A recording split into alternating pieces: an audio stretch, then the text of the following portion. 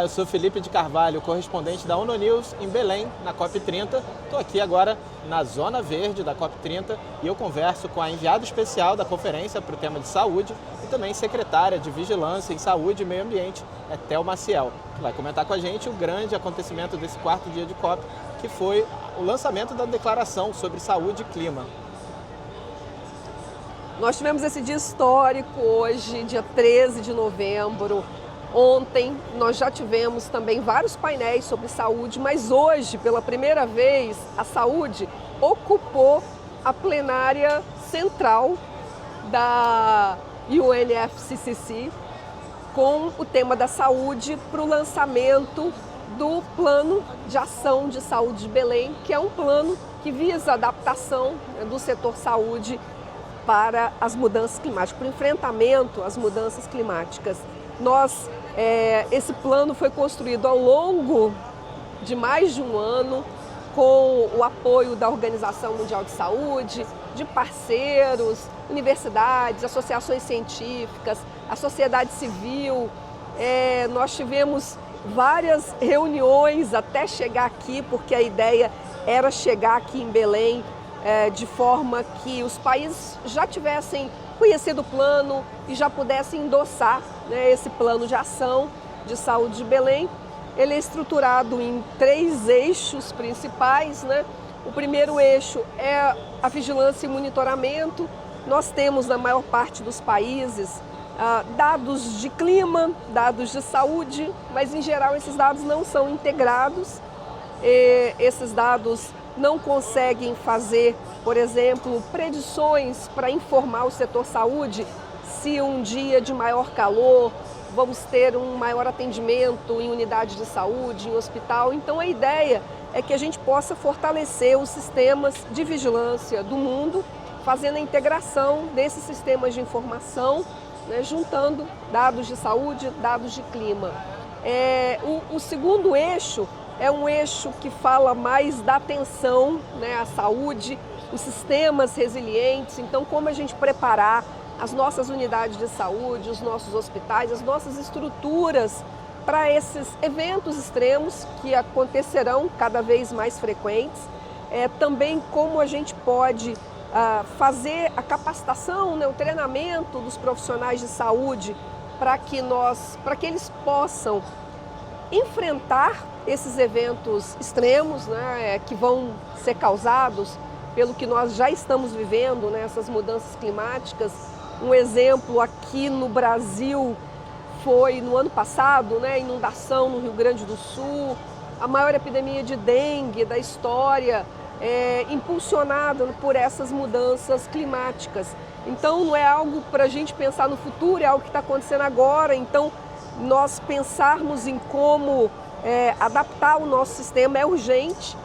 E a terceira linha desse eixo do plano de ação é a pesquisa e inovação, que é como a gente vai incluir nas nossas pesquisas e inovações esse componente do clima para a produção de medicamentos, de vacinas que, por exemplo, sejam menos termosensíveis, que fiquem menos instáveis, quando a temperatura aumenta muito ou quando os locais, os municípios, os locais fiquem, por exemplo, sem energia por um tempo. Então, é muito importante que a gente tenha pesquisa que pense nesse componente do clima já na sua produção.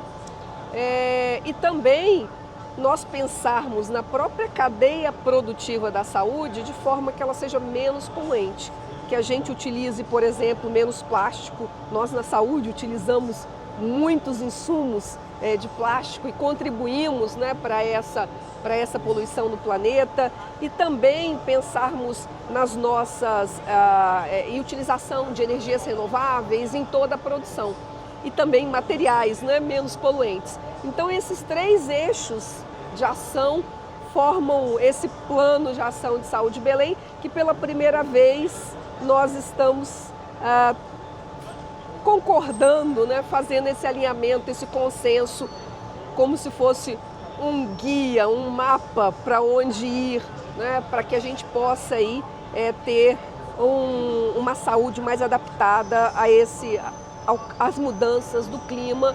O clima mudou e a saúde precisa mudar também. Sem dúvida. E até para a gente entrar num tema um pouco mais específico, né? Claro que a preparação dos sistemas de saúde precisa acontecer para lidar com vários desafios. Mas para ficar num exemplo mais específico, o calor, né? O aumento das temperaturas, como você mesmo citou. Que tipo de preparação para o sistema de saúde é necessário para lidar com ondas de calor mais frequentes, por exemplo? E que ameaças também surgem, novos padrões de doença, novos desafios para os profissionais? Se a gente focar só nessa área de aumento da temperatura, que tipo de preparação o sistema de saúde tem que ter? Além de uma preparação dos próprios locais, nós precisamos preparar também os profissionais para compreender que aquele aumento do atendimento naquele dia que a temperatura está 41 graus é causado pelo calor. Isso ainda não está muito claro para os profissionais de saúde, e mesmo os nossos sistemas de informação, nós não temos como informar isso, que aquele atendimento daquela criança que chegou desidratada, daquele idoso que chegou desidratado, ou daquela pessoa que chegou com agravamento do seu problema cardiológico, é relacionado ao calor. Então, os nossos sistemas ainda não estão preparados para isso. Nós precisamos que a gente possa incluir, né, no sistema de informação essa variável, notificar, né? Para poder fazer essa relação de associação mesmo. Hoje a gente não consegue fazer isso. Mesmo que eu compreenda que aquela pessoa chegou ali por conta do calor, eu não tenho onde colocar, né? E acaba que o impacto do clima fica invisível. Exatamente. Né? Então, a gente precisa mudar esses nossos sistemas de notificação para captar essa informação, né? E a gente precisa que o profissional também reconheça isso para que ele também informe. Assim a gente vai ter evidências mais robustas, né?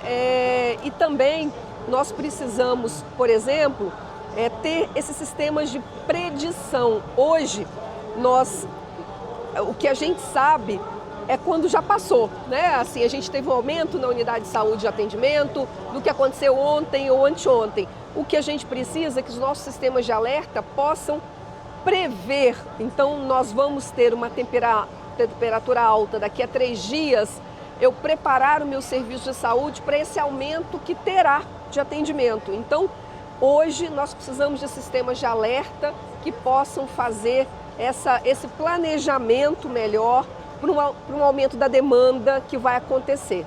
Certo. E uma última pergunta, Théo. A COP30 também está sendo conhecida como o COP da implementação, o COP da verdade.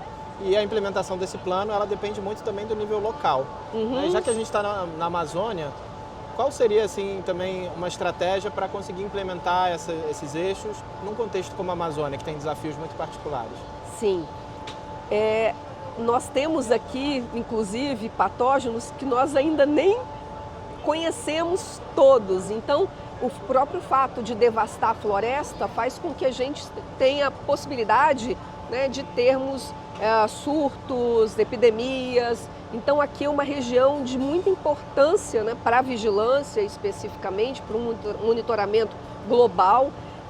E nós precisamos, não se faz nada sem investimento, né? Então, é muito importante nós podermos, com ações locais, fazermos a sensibilização dos gestores para que nos planos municipais e estaduais o investimento para essas linhas de ação sejam contempladas, porque o que nós não queremos é que seja mais um papel, né, mais uma declaração muito bonita, mas que não aconteça na prática. E para acontecer na prática, a gente precisa que os governantes incluam nos seus planos de governo, né, essas ações específicas para o setor saúde.